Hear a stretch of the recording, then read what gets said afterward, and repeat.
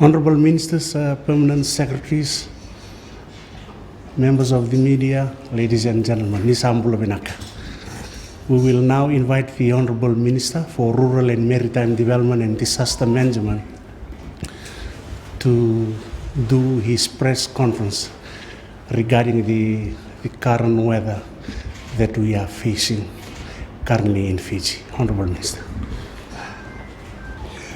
Members of the media, fellow Fijians watching this press conference online, Sambul Vinaka, and a very good afternoon to you all. This afternoon I am joined by the PS for the Ministry, Mr. Isoa Telmembua, as well as the PS for Public Works and Infrastructure, as well as the PS for the Ministry of Health, and other officials for their ministries as well. Also with us is the Acting Director NDMO, Napoleoni Mbosiwanga. We're going to be providing an update on the current situation on the ground with the heavy rain experienced across Fiji, which has caused flooding in most parts of the Western Division, including Nadi, Ba, Lautoka, Rakirak, and Tauwa. And based on the special weather bulletin issued by the Fiji Meteorological Services this morning, there's an active trough of low pressure with associated clouds and rain that remains slow moving over Fiji. It is expected to affect the group till Monday. There's a heavy rain warning in place for the whole of Fiji group, together with flood warnings for areas adjacent to and downstream of Ba, Nasibi, Tauwa, Nakovanra, Rakiraki, and Nandi rivers, and is now in force for Singatoka, Wanimbuka, Wanimala, Waindina, and Waimanu rivers. Flash flood warnings have also been issued for all low-lying areas in the country. In view of this, ladies and gentlemen, my message to the general public this afternoon is fivefold. One, I'm urging everyone to stay at home, not to take any unnecessary risks, unnecessary travel or movements during this period of heavy rain. The risks posed by the heavy rain and flooding is too great, and lives should not be placed in danger by venturing out at this time. I'm looking to heads of households, fathers, mothers, and guardians to be responsible for your families and ensure that everyone is safe during this period. Please ensure that children, youth, and the vulnerable in your families are safe and stop from moving outside unnecessarily. Let us not take unnecessary risks by venturing out during times like these, for the pain of losing or seeing a loved one injured is a regret that comes too late and lasts forever. In addition, all households in Fiji must stock up on essentials in order to prepare for the heavy rains and floods. Please ensure that you provide for enough food, water supply, emergency power sources, communications, first aid kits, and required medications to last your family for several days. Services might be disrupted in event of flooding, and it is critical that your families are self-sufficient until services are restored. I'm also calling on community leaders to work with government in ensuring that people are kept at home and not moving about unnecessarily. Traditional leaders, Kamisana Turangani Koro, Martin Tikina, advisory councillors, and all our community gatekeepers must exercise their functions and ensure that members of the communities abide by advisories and warnings. And on that note, we are calling on the general public to cancel all gatherings that are planned to take place over the next few days, particularly in floodplains and low-lying areas. My team will be working with the Fiji Police Force to ensure that restrictions on movements and gatherings will be put in place. We urge the public to defer or postpone your plans until the weather clears. I'm also urging the public to move to evacuation centers if your homes are at risk of getting flooded. Please do so, or it is still daylight, and do not wait until flood waters are at critical levels. If you are moving into an evacuation center, please ensure to take your emergency kits with you. That should include basic needs to sustain your family for at least 2 days. The Fiji Police Force are on standby should there be a need to evacuate members of the public from flood-prone areas, and you may call 917 if you require assistance in evacuation. So I'll repeat that number again. Call 917 from flood-prone areas if you require assistance in evacuations. Ladies and gentlemen, the National Emergency Operations Center has been activated and is closely monitoring the situation on the ground with the respective divisional emergency operations centers and has been issuing advisories for the public to take necessary precautions. As of this afternoon, a total of 6 evacuation centers have been activated with 73 households and 312 persons in the Western Division. The evacuation centers are Andrews Primary School with 183 evacuees, Sayoni Church with 33 evacuees, Korobuto Secondary School with 14 evacuees, Vo Dance Group Office with 7 evacuees, Nalele Community Hall with 69 evacuees, and Tawua District Primary School with 9 evacuees. The safe evacuation of these families were done with the support of the Fiji Police Force, who have been tirelessly assisting us in evacuation and the provision of security to evacuees. The NDRMO will continue to liaise closely with the divisional EOCs to identify the immediate needs of the affected people and prioritize distribution of relief supplies in line with the regulations and policies in place. We have started the procurement of food rations for those families in evacuation centers, and we will continue to send out relief items as and when the need arises. The Ministry of Health officials are currently visiting the active evacuation centers and the affected communities, particularly in Nandi, to conduct public health awareness and attend to health cases as and when required. So far, we have received reports of 2 houses being partly damaged in Semo village and 9 houses at Nalele in Nandrunga.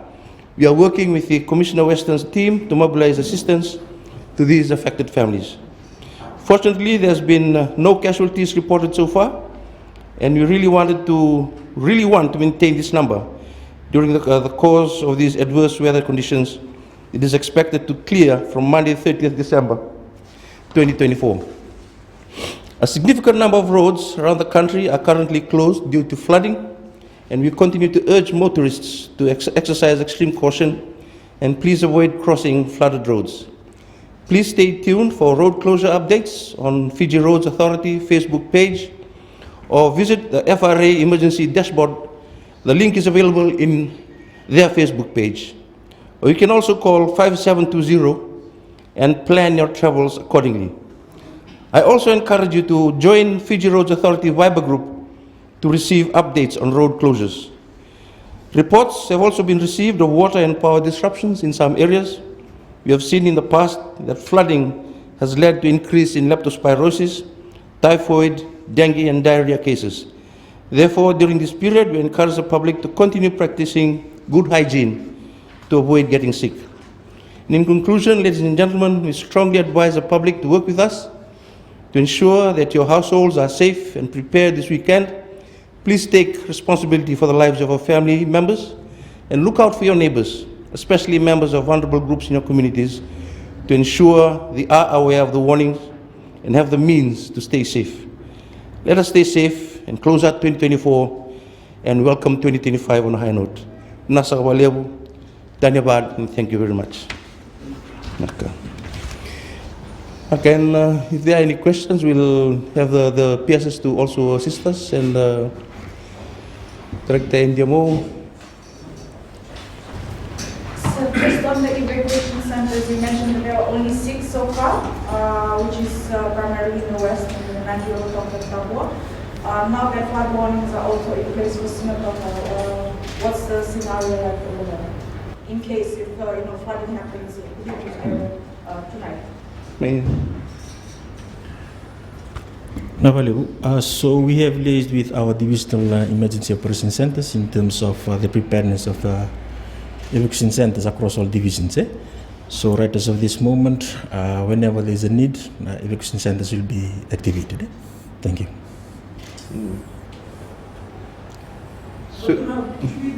Sorry, no, we have evacuation centers that already been identified all over the country. So whenever there's a need, we activate those evacuation centers with the people who are responsible in activating it.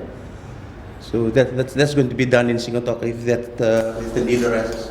Yes, so some have taken to social media to raise their concerns regarding the lack of awareness from government, especially the Fiji government page. There's been nothing on regarding the weather and the evacuation centers. Maybe will this be addressed, or do they have to go to the NDMO page specifically?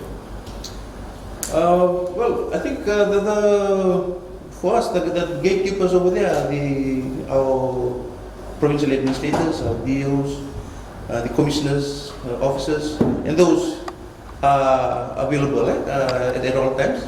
And those are the people that you get in touch with to query where the evacuation centers are. But we will certainly take that on board, and we'll make sure that it gets up on the Fiji government page, in addition to what we've been putting out on our NDMO page as well. Naka. So the weather started during the Eve of Christmas, going into the holidays. I understand some people are still at their villages and stuck there. What's the message to the people who would like to come back home or are planning to commute?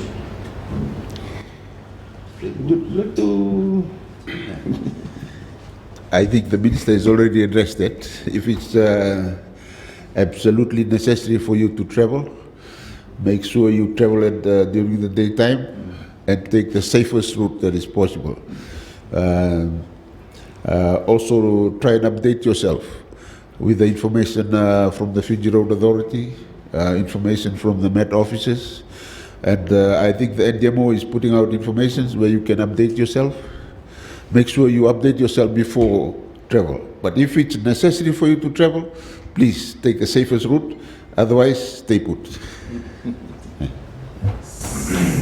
So there are families currently living who are now in the evacuation centers who have lost everything, their belongings and everything, and they're now surviving on donations from NGOs. What about government assistance?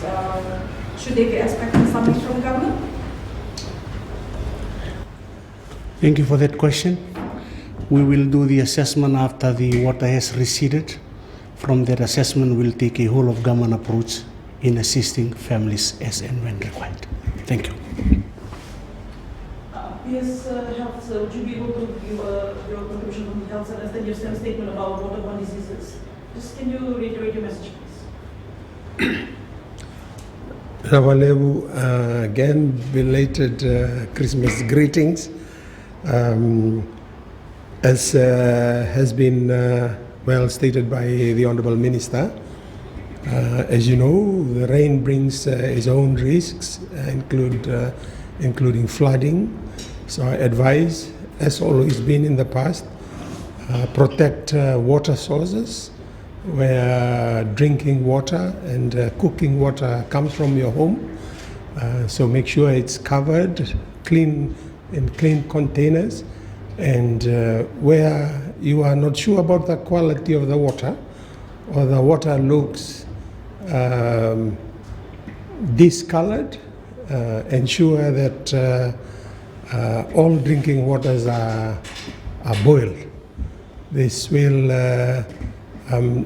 ensure that we don't get diseases like diarrheal disease or typhoid, as has been stated by the minister.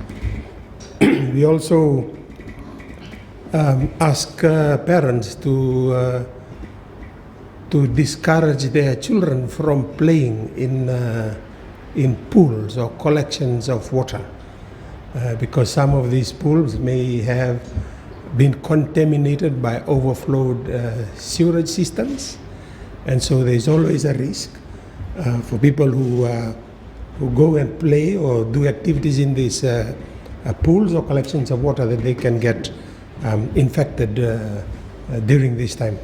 So please, for all our children, I know it's fun to play in the rain in pools of water, but there is also a risk associated with it.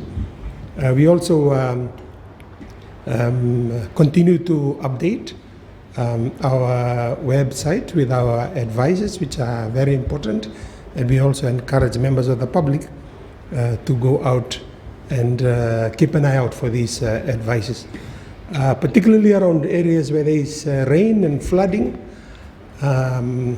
Please ensure that your food rations, your medicines and important documents are protected from the rain.